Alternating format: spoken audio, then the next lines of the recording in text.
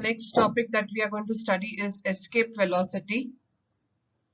We have seen that when a ball is thrown upwards, its velocity decreases because of the gravitation of the earth.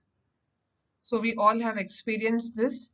Whenever we throw any object vertically upwards, since work is done against gravity, the velocity of the object goes on decreasing, or we say that it is negative acceleration, retardation, or deceleration. And finally, the velocity becomes zero of the object after attaining a certain height, and then after that it starts descending or it starts coming downwards. The velocity becomes zero after reaching a certain height, and after that the stone starts falling down. Now, the height that will be attained by the object will depend upon the force with which we are throwing the object. If we throw the object with a lot of force or initial velocity is very high, in that case the object will reach a greater height.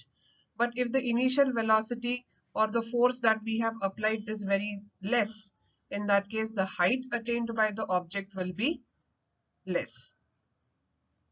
So whenever an object is thrown vertically upwards, it experiences retardation or negative acceleration, its velocity decreases, and after attaining a certain height, its velocity becomes zero, and then it starts descending or falling down. Its maximum height depends on its initial velocity. According to Newton's third equation of motion, v square is equal to u square plus 2as. V, that is the final velocity of the ball, will be 0. After attaining a certain height, its velocity will become 0, that is final velocity. And the acceleration will be acceleration due to gravity, but it will be negative. It will be negative because we are doing work against gravity. We are throwing the object vertically upwards. So v square is equal to u square plus 2as. V is 0, so it will be 0 is equal to u square plus 2. Instead of a, we will write down minus g into s. Minus u square is equal to minus 2gs, and we get u square is equal to 2gs. But what have we to find out is the maximum height, that is displacement we have to find out. So maximum height of the ball, that is s, that is displacement, will be equal to u square upon 2g. So we get the formula s is equal to u square upon 2g. The negative sign indicates that the work is done against gravity, that is in the vertically upward direction. Therefore, negative sign will be used.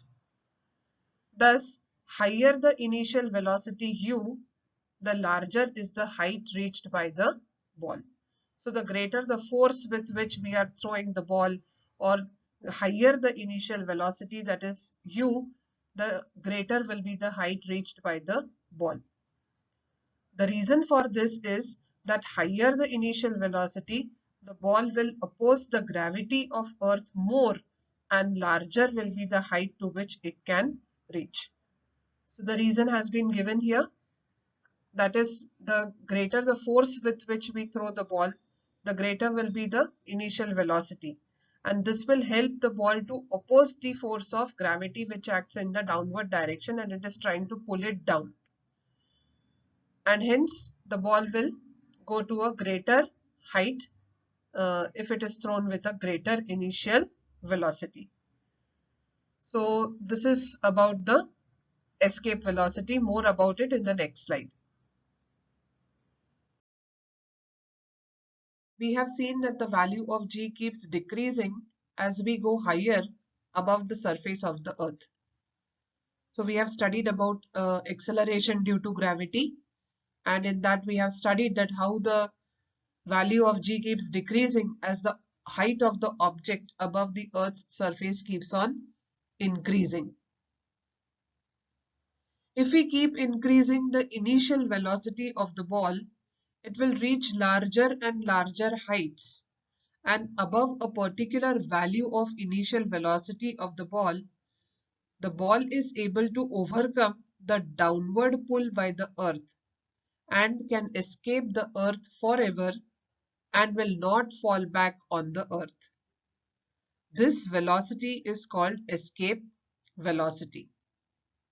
So, if it is possible for us to throw a ball with such force that it acquires an initial velocity enough that it is capable of reaching a height where there is no force of gravity acting on it, this height would definitely be at infinity, and at infinity we know that the value of g would become 0.